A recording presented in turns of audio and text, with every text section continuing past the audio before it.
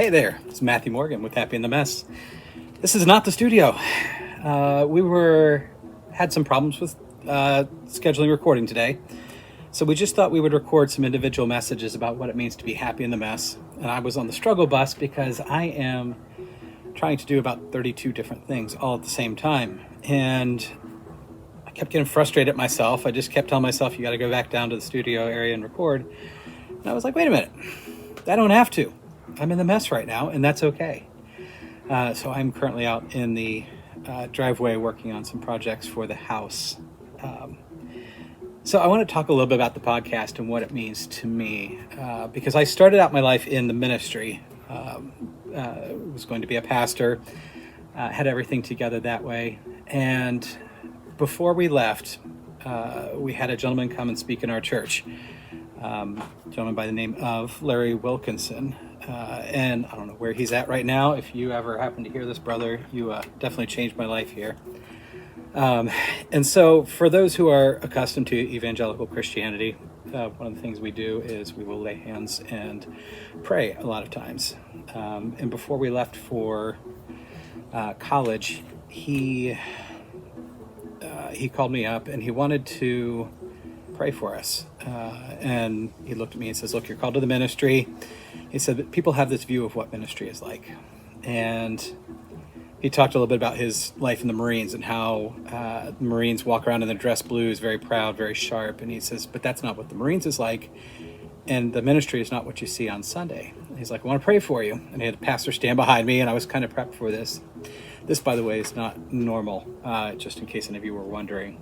But he says, look, he says, I want to tell you that this is kind of what it's like. And he reached back with both hands and he popped me in the shoulders. And now he is a very large Native American man.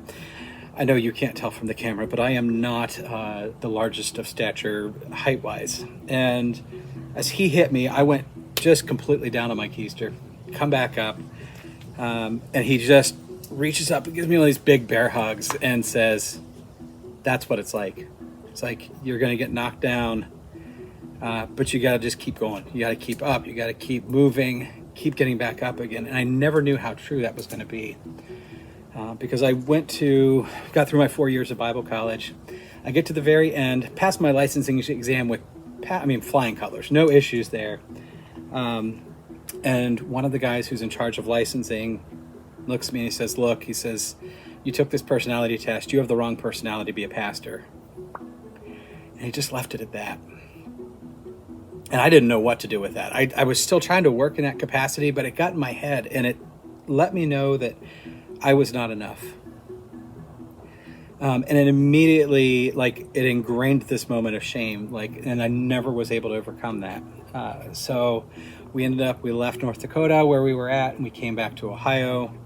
I did some odd jobs. I finally found my way into teaching, which kind of helped a little bit. It still was kind of what I wanted to do, but not quite. So I just kept on going. Every time something would knock me on my rear end, I'd get back up and I would try again, try it a different way. And that's when I found counseling and now working my way into coaching so that I can actually pass this message along.